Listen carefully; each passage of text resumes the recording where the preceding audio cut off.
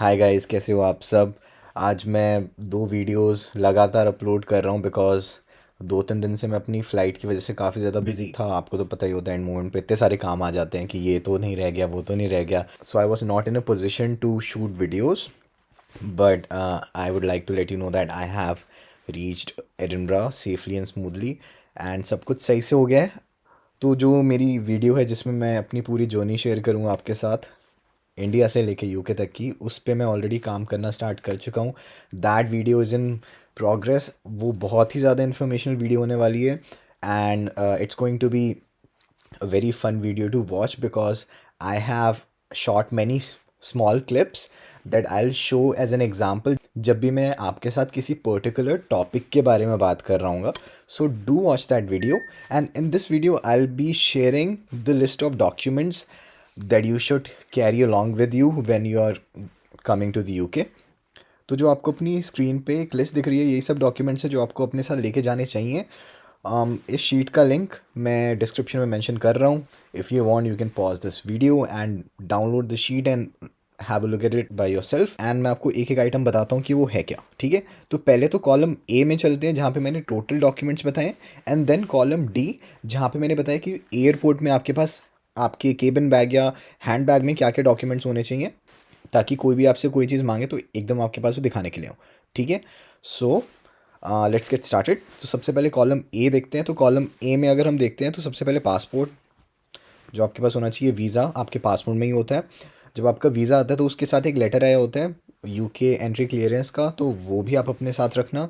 Then आपका university का offer letter, cash letter, TB test, अगर आपने यूनिवर्सिटी के अकोमोडेशन लिए तो उसका भी एक प्रूफ रख लेना अपने साथ। Isolation booking confirmation, this is very important. तो अगर आप इंडिया से ट्रैवल कर रहे हो एम्बर लिस्ट से, तो आपको बताना पड़ेगा कि आप लैंड होके जाओगे कहाँ। ठीक है, तो ये चीज़ आपको पीएलएफ में भी फिल करनी पड़ेगी। तो सेल्फ आइसोलेशन का प्रूफ अपने साथ रखना। उसके बाद फ्लाइट आइटिनरी, टिकट वगैरह, ऑल दो ये फ़ोन पे भी दिखा सकते हो, उतना इंपॉर्टेंट नहीं है, but if you want to keep it with you then you can. उसके बाद कोविड नेगेटिव रिपोर्ट, जो कि आपको मैक्सिमम 3 दिन पहले लेना होता है।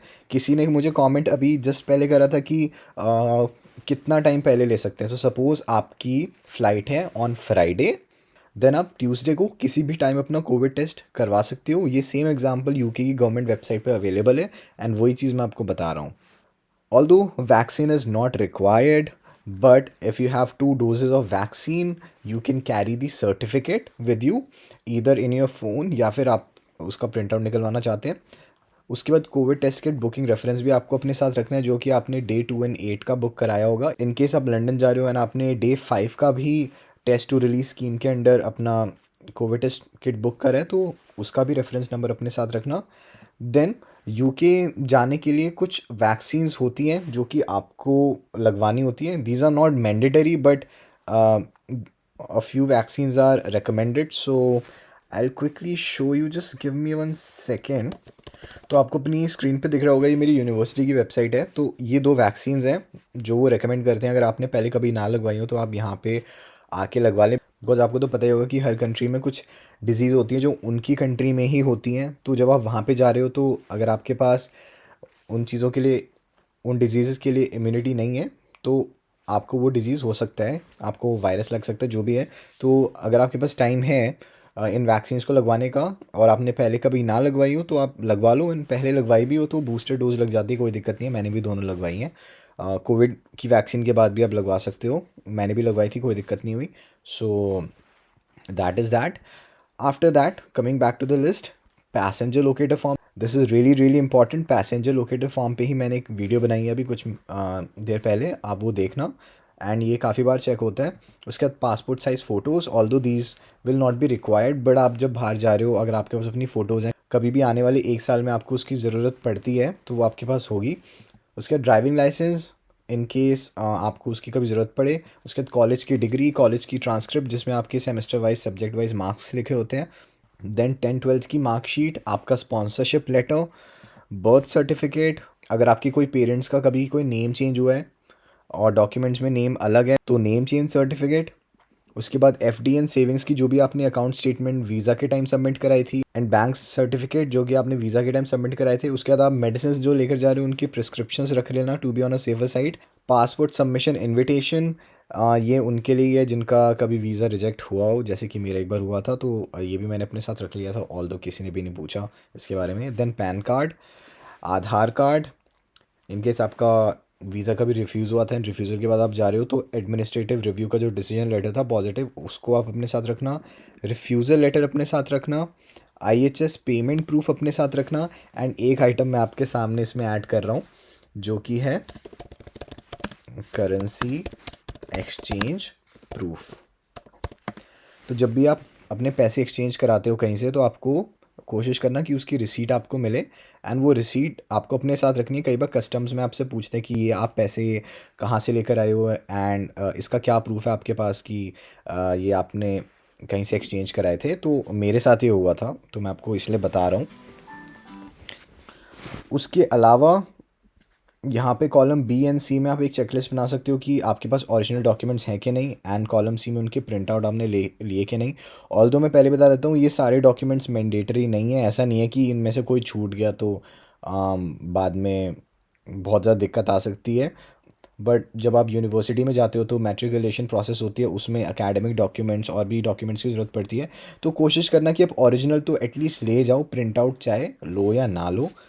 बट आई वुड सजेस्ट कि एक सेट तो प्रिंट आउट का रख ही लो, no harm in keeping print outs. Airport पे आपको कोविड नेगेटिव रिपोर्ट दिखानी पड़ेगी, passenger locator form, isolation booking confirmation. Although ये आपकी डिटेल्स पैसेंजर लोकेटर फॉर्म में ही चली जाएंगी। उसके बाद कोविड टेस्ट किट बुकिंग, ये भी आपकी पैसेंजर लोकेटर फॉर्म में चली जाएंगी। ऑफ़र लेटर अपना रखना है अपने पास, पासपोर्ट अपने पास रखना है, कैश अपने पास रखना है। एंड जब फ़्लाइट लैंड होने वाली होगी इमिग्रेशन से पहले लंदन में कहीं पे, तो अपने कैश और ऑफ़र लेटर को अच्छे से पढ़ लेना। कुछ जो ऊपर ऊपर की चीज़ें होती हैं वो कई बार आपसे वर्बली पूछ लेते हैं, तो अटकना मत वहाँ पे, आराम से बता देना। ऑल्दो मेरे इमिग्रेशन में उन्होंने बस ये पूछा था कि आप कहाँ जा रहे हो और क्यों जा रहे हो। मैंने कहा मैं मास्टर्स के लिए जा रहा हूँ, मैं यूनिवर्सिटी ऑफ एडिनबरा जा रहा हूँ। मेरे से कुछ भी नहीं पूछा। पता नहीं इतने सारे क्वेश्चंस लोग बताते कि ये भी पूछ सकते हैं, तो मेरे ख्याल से वो भी पूछते होंगे शायद। आप कॉन्फिडेंटली आंसर ना दो, या फिर उनको लगे कि हाँ भाई आप जेन्युइन नहीं हो, या शक्ल से उनको ऐसा कुछ लग रहा है आपको देख के कि आपसे और क्वेश्चंस पूछने चाहिए, तो मे बी तब वो एक्स्ट्रा क्वेश्चंस पूछेंगे। नहीं तो मेरे लिए तो बस यही क्वेश्चन पूछे जो मैंने आपको बताया कि कहाँ जा रहे हो, क्यों जा रहे हो। तो ये सारे डॉक्यूमेंट्स हैं। आई होप मैंने कुछ इसमें मिस ना कराओ। इससे ज़्यादा आई डोंट थिंक कोई डॉक्यूमेंट हो भी सकता है, मैंने तो सब कुछ ही लिस्ट कर दिया है। तो use this checklist before you travel. Make sure कि जो भी डॉक्यूमेंट्स इंपॉर्टेंट हैं वो आपने अपने साथ रख लिए हो। ट्रैवल सेफ, सब कुछ सही से होगा। And don't panic. मैं एक बहुत डिटेल्ड वीडियो बनाऊंगा अपनी जर्नी के ऊपर। बट सिंस आप में से ऑलरेडी काफ़ी सारे लोग पहुंच गए हैं, सेल्फ आइसोलेशन कर रहे हो, so guys take care, stay safe. And जो भी होता है आगे आने वाले दिनों में, चाहे वो कोविड टेस्ट होता है या जो भी होता है, उस पर मैं डेफिनेटली वीडियो बनाऊंगा। So take care, that's all for today's video, bye.